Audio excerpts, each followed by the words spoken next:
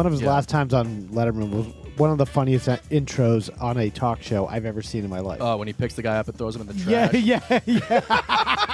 He picks him up in the the late night studio. He runs out back and throws the guy in a dumpster And closes it on him and runs back in. Yeah, it's like, hey Dave, so how's it going? Which is like, it was such a legendary thing that happened on that show. He tried to recapture it so many times, but he was so fucked up most of the time. Oh, It didn't come across.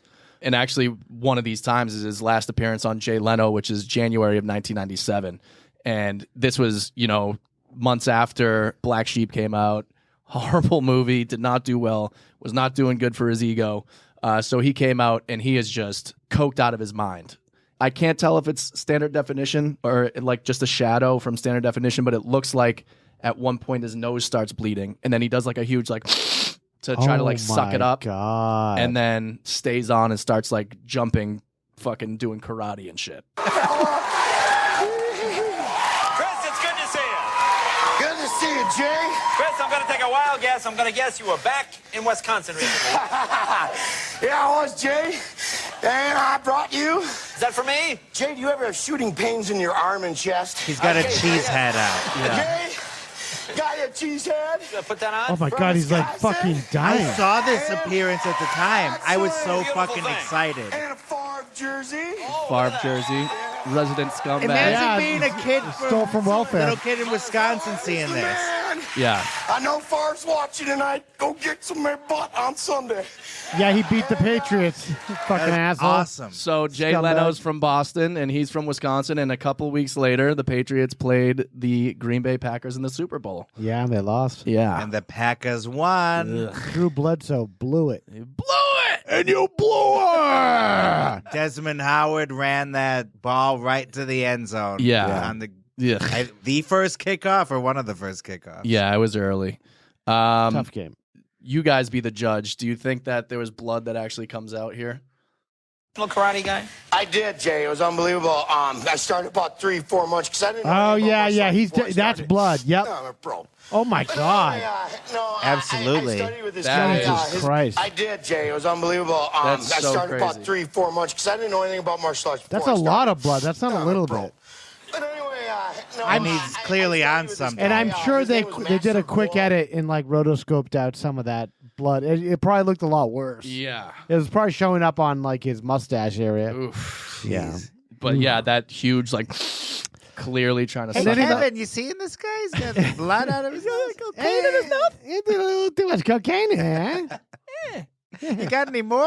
Just kidding. I don't do drugs. I don't spend my Tonight Show money. I just give it a Mavis, and she does what she wants with it. I'll do coke. It goes straight to my chin. Yeah. I got a bunch of pizzas to eat in the back later. I want to keep my appetite. You got a big head. I got a big chin. So it was very clear. We go off on Jay Leno so much on this. I know. I love it. Yeah.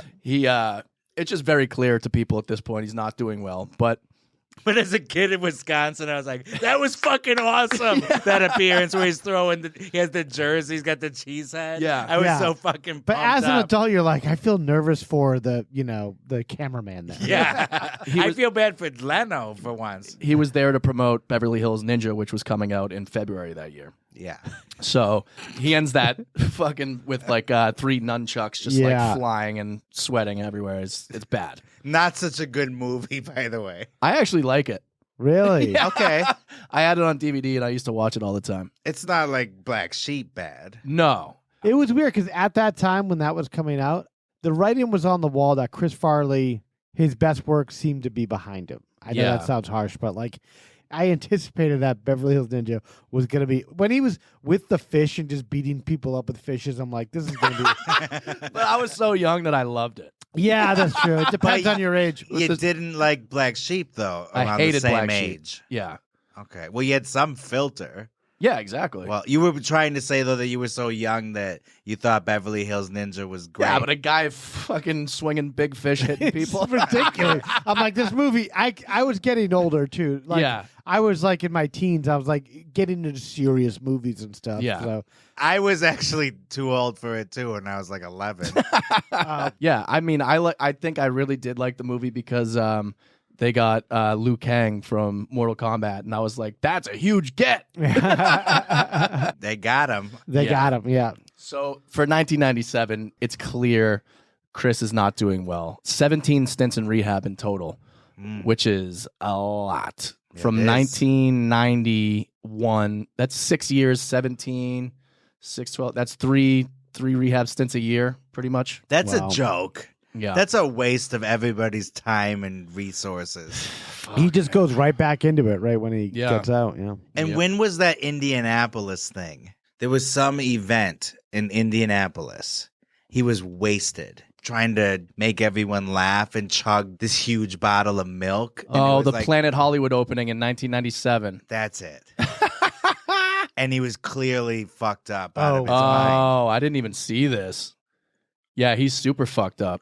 Yeah, he's chugging a bottle of milk on stage. Oh, that's awful. Because that's the tradition, I guess, with the Indianapolis 500 or something. Oh, that's right. But Yeah, yeah, still, you know, it was a little much. Yeah. Yeah. And he was hanging out with Stephen Baldwin there. They're like Oh, photographed boy. like hugging each other. Yeah, he's hanging out with like low rent celebrities. Yeah. Like Tom Arnold and my Stephen God. Baldwin. Well, Tom Arnold tried to help him He yeah. did, yeah. get sober. Everybody tried. That's true. His last time on SNL, he hosted in October of 1997. It was not good. So Lauren thought bringing him back might set him on the right track, get him into the old schedule, some familiarity. Yeah. And Lauren said he quickly realized how out of his own element that he actually was. Like, he's like, you used to be an all-star at this. You're an all-time great, and now you're struggling to even keep up. And before the monologue, the Live from New York cold open, Yeah. it's all about Lauren saying like, oh, you know, is Chris going to be like with it enough to host? The last trip to the spa, it did the trick. Well, we do need a host for October 25th. Cannot do better than Chris Farley, sir. I mean, fatty falls down, ratings go up. Believe me, I know. But how do I know he's not going to screw up? Well, Because I won't.